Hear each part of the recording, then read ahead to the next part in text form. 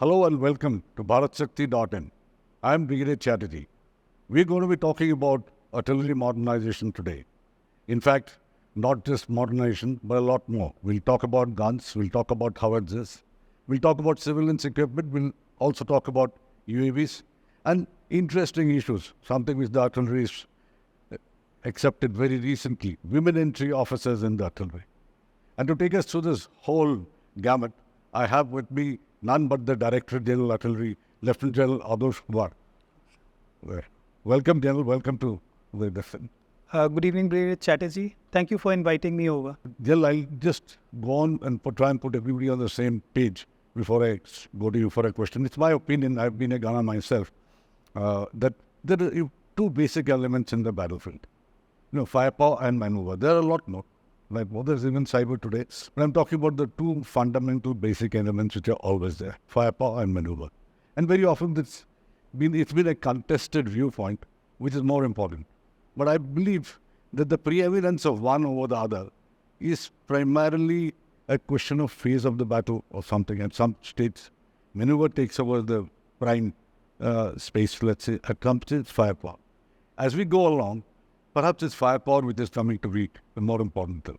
And possibly Ukraine war is one war which will throw up a lot of lessons in this context.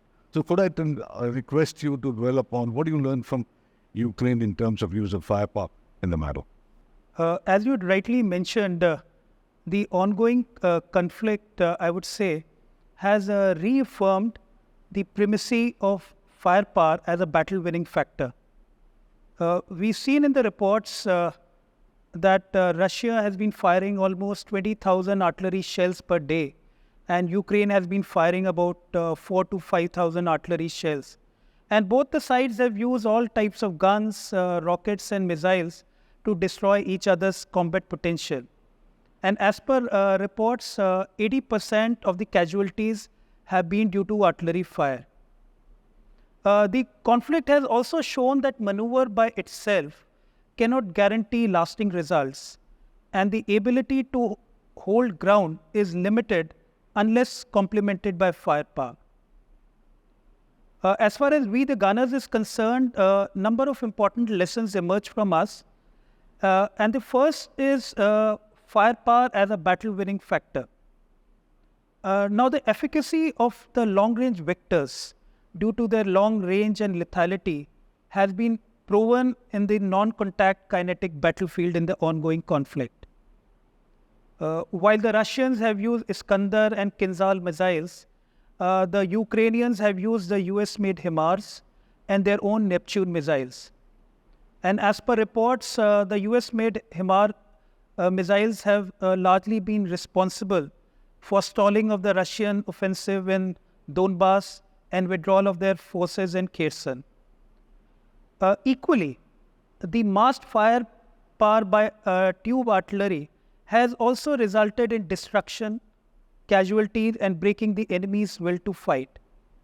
Hence, we need a judicious mix of both rocket and guns in our inventory. It's not a question of rocket versus guns, but guns and rockets to accrue the operational advantages of both these systems. Secondly, the precision targeting using missiles or your UCAVs or even your Swan drones or your long-range artillery using precision ammunition has created or has produced disproportionate results as commensurate or as compared to the expenditure of ammunition, and brings out the need for us to have more precision-guided and terminally guided munitions in our inventory. Increased battlefield transparency also has emerged as an important lesson for us.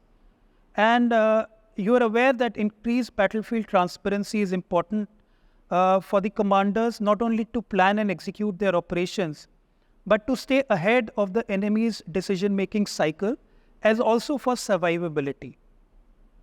Now, this battlefield transparency has resulted in quick target acquisition and its engagement. And the time gap between the target acquisition and engagement has reduced from 5 to 10 minutes to a mere 1 to 2 minutes. Hence, it's important for us to have effective sensor-to-shooter capability, also called kill chains. The niche technology equipment, whether it's the Swan drones or the loiter munition, or even your counter drones or even the Starlink communication system, has been effectively utilized by both the sides. The future wars will utilize your artificial intelligence, data analytics, and machine learning for predictive analysis and target management. Hence, we need to incorporate these niche technology equipments into our surveillance and targeting architecture. Another point which has emerged is this need for survivability. We have used both the sides use their self-propelled and mounted gun systems quite effectively. And it has also been reported that because of the battlefield transparency, Russia has lost almost 5,000 rockets and guns. So that brings us the need to have effective force preservation measures in terms of having more self-propelled and mounted gun systems, as also to review our deployment techniques. Lastly, I would say it is a prolonged conflict going on, almost 18 months old, no end in sight. While Russia has its indigenous war industry, Ukraine is largely dependent on the West. We need to be prepared for similar operations. And for that, we need to have an indigenous inventory of arms and armament based on our Atmanirbharta, as also capability to develop search capabilities of war-wasted reserve if the need arises. I would in the end say that we are already started this process of reforms. Our artillery doctrine is being revised based on the lessons learned. The Chief of Army Staff has also given us the approval in our revised artillery profile, wherein more number of rocket regiments are being raised, as also the scaling of niche technology equipment as part of our SATA reorg. All right, General, thank you. That was, I think, very detailed, I would say, filtering of lessons that you've done from the Ukraine war. Let's go to basic things which will interest our viewers from a hell of a lot. What about guns and howitzers? What's there in the pipeline? How are we modernizing our guns? Our artillery modernization is focused on enhancement of firepower and our SATA capabilities. And 155 caliber will be the standard caliber of all artillery gun systems. Towards this end, we have in the recent past executed 4 contracts for 155 gun systems. Number of artillery regiments have already got this equipment, and additional procurement of these gun systems is progressing at a fast pace.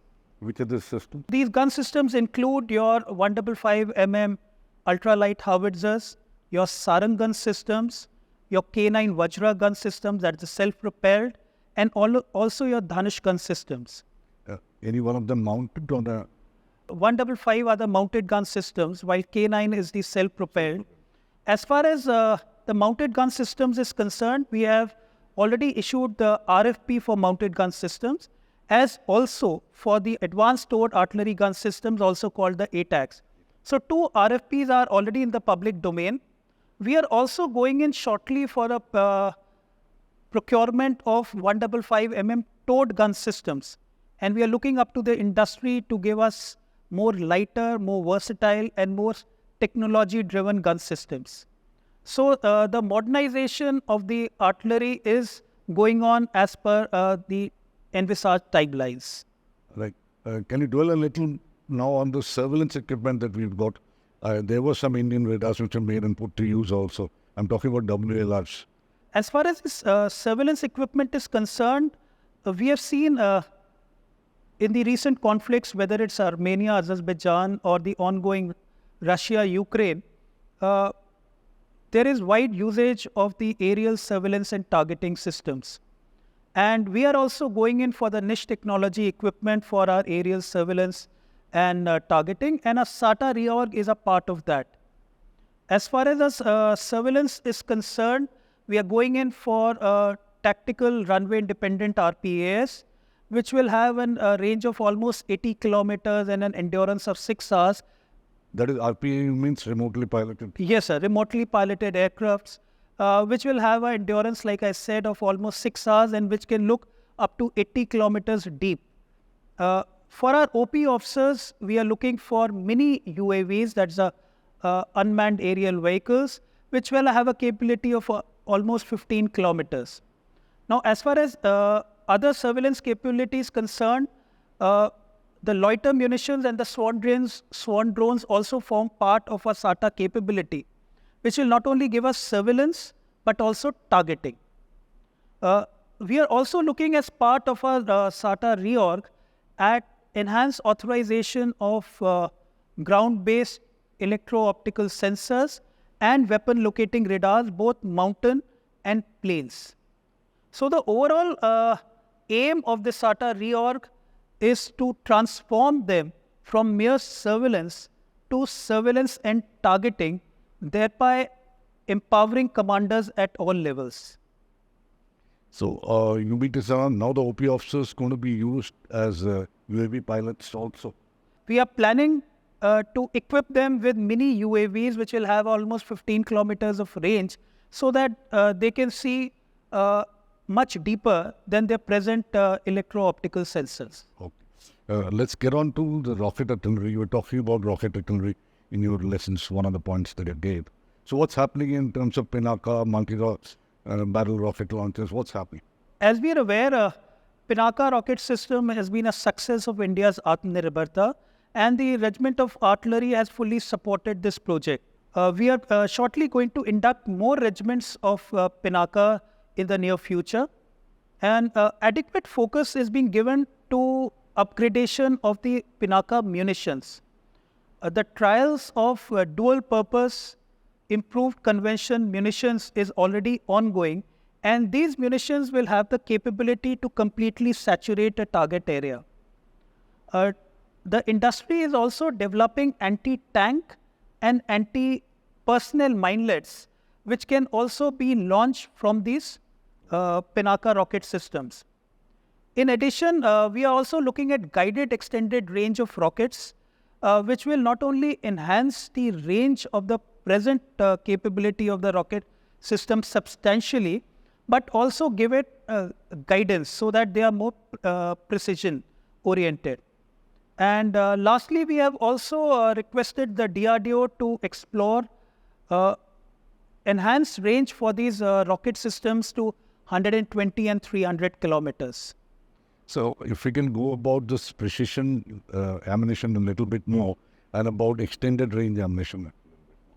As far as the precision munition is concerned, you are aware we have procured the 155 mm ultralight howitzers, which have the Excalibur and the precision guided kit ammunition. So now these two ammunitions give us the enhanced precision capability to fire with these ULH guns. In addition to further enhance their precision capabilities, we have also procured the ATD, or the Advanced Development Systems, through which we can accurately acquire our targets. These systems have been validated and are being fully exploited. As far as rockets is concerned, I have already just mentioned about the guided extended range, which will also increase the precision capability. A lot is happening on the ammunition capability, as far as it's not only we are looking at enhanced range of it, but also the precision capabilities. We have engaged with the academia and the industry alike for development of these 155 mm projects of ammunition. And these are being executed through the Make-2 or through your Army Technology Board or the Technology Development Fund. And these munitions include your terminally guided munitions, your course correction fuses, or even your censored fuse munitions, or even your ramjet projectiles with precision guided kits. So ammunition precision is a major focus of our ongoing development efforts. Right. In these multiple areas in which you're developing your various projects, etc. What's their linkage? How are you ensuring Atmanirbharta? Because that's an extremely important element which is to be brought in. I think our mantra is simple, modernization through indigenization. And all our gun systems which are with us in our inventory or which are under development are totally indigenous, less the ultralight howitzers. As far as the K9 systems is concerned, the K9 Vajras self-propelled, they have been manufactured indigenously by the L&T, and they give you matching mobility with the mechanized forces. The Dhanush gun systems are an electronic upgrade of the existing Bofors systems. Their caliber has been enhanced from 39 to 45 caliber, and with the increased chamber capacity, their range has been suitably enhanced. It has also got an electronic suite through which we are able to automatically lay the gun, and the computation of the firing data is also done through the electronic tactical computer, through the enhanced tactical computer ETC. So, number of features in the Dhanush which are there. ATAGS, what I had mentioned, the RFP is already in the open domain, is a totally greenfield project, 100% designed and developed by the DRDO in conjunction with the Indian private sector. It has a number of unique features like an electric drive, which can be used for its ammunition loading, laying and firing of the gun instead of hydraulic. And it derives its electric power from the onboard batteries, and it has the capability to fire for 30 minutes using these batteries. It is also an autonomous gun system, and it has a backup for contingencies. Like I mentioned earlier, we are also looking at the procurement process for towed gun systems, which will also have increased indigenous components, and we are looking up to the industry to give us more technology advanced guns. That was as far as the guns is concerned. Pinaka has spoken about, it's a success story of our Atmanirbharta. Rockets also, you are aware, our BrahMos missiles, their ranges have been enhanced by our DRDO. DRDO is also looking at more number of missiles, totally indigenous with enhanced ranges. Ammunition, I have mentioned, we are looking at number of, we're not looking only at increasing the precision, but also the lethality of our ammunition, totally indigenous efforts. Our terminally guided munitions is a Make-2 project. A course correction fuse is being undertaken by the DRDO through the Technology Development Fund. I must mention here the bimodular charge systems. It is being developed by the Indian industry through the Make in India initiative. The electronic fuses, the contract will be signed shortly. Again, a totally indigenous project, and this is for all calibers of Indian guns. Our loiter munition, our swan drones, again, indigenous efforts. So a lot is happening, and I mentioned about our surveillance equipment, whether it's loiter munitions, swan drones, or your indigenous long-range observation systems, or even your runway-independent RPAS, or your weapon locating radars. All equipment of SATA is indigenous. So I think, like I'd mentioned earlier, modernization through indigenization is our mantra going ahead. And I should also like to mention here, sir, networking and automation is an important part in modern warfare to, to quickly engage targets. And as part of this, we have an artillery combat command and control system, or the ACCCS, which is nothing, which is basically automating all our technical functions to reduce our engagement time. Now this ACCCS is going in for a major upgrade, and we'll see it with the latest software and hardware rolling out in the next couple of years. And even as part of our automation, we have these intelligence and surveillance centers, which are also going in for a major upgrade with battlefield surveillance systems. So we are up to date with our networked and automated system also as far as artillery is concerned. And that's a lot for Atmanirbharta. I would say artillery pretty much Atmanirbhar. As I've seen, that's what the opinion that one gets if one keeps in touch also. One more question about the PLA. People's Liberation Army? It's just for the interest of viewers, but can you just give it very brief? The PLA-RT is also going in for a modernization drive to become more technologically and digitized arms. As far as the PLA-RT is concerned, we are aware, though most of their artillery presently is of 122 caliber origin, but they are also modernizing to 155 with more self-propelled and mounted gun systems. They have their integral artillery elements in their combined corps and their combined arms battalion and brigade levels. As far as employment of PLA-RT is concerned, they are looking at creating fire asymmetry in the non-contact kinetic battlefield by isolating and shaping the battlefield. And they'll also be complemented in this effort by their PLA rocket force, their air and EW. The aim is to degrade the enemy's communication, command, control, and intelligence elements. The PLA-RT is also laying a lot of emphasis on their human intelligence, the BFSRs or their UAVs for target acquisition, engagement, and the post-strike damage assessment. We are aware of their capabilities and we are fully prepared to meet the challenges. Right. One question that I, in fact, started with the women entry officers in the Army and in artillery in particular. You've just opted to get them. I hope they'll fit in well with your... As you're aware, we witnessed a momentous occasion in April this year when 5 women officers were commissioned into the Regiment of Artillery for the first time. 5 more women officers have been commissioned in September, in just this month. They have been posted to various units with various equipment profiles and in varying terrain. 10 women officers will be posted each year from the Officers Training Academy, Chennai. We have full confidence in their abilities and we are sure that they'll be very successful in their careers. Well, they have been successful everywhere else and I'm sure Sir. that'll work out over here. One last question, well, not a question in fact. You can use this opportunity, I would suggest you do it, to send your message on the Gunners Day, which is on the 28th of September.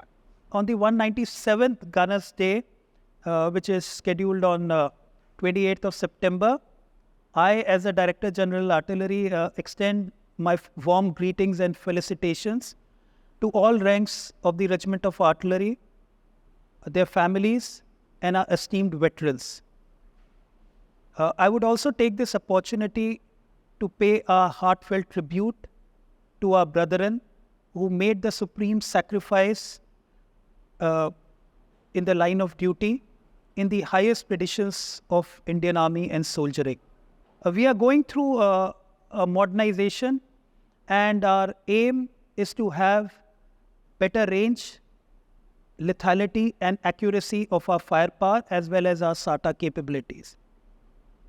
It is also time to transform our mindset, our tactics, techniques, employment philosophies, and leverage technology in sync with our operational plans. As the regiment gears up to face future challenges, we draw our inspiration from our past operational achievements. Our formations and regiments are motivated to excel and are geared up to face all challenges. I'm sure that we will achieve success and glory in the coming times, and we will continue to dedicate ourselves to the services of the great nation and our Indian Army. Jai Hind. Thank you, General, and thanks a lot for that message on the Gunners Day. I'm sure every word that you said will prove true, and I'm sure this message will go down to all ranks, to whatever is our reach over. Okay. Thank you very much for having me here, sir. And thank you, viewers. Thanks for joining BharatShakti.in. Do tune in like this now and then, and you will find such interesting stories. Thank you.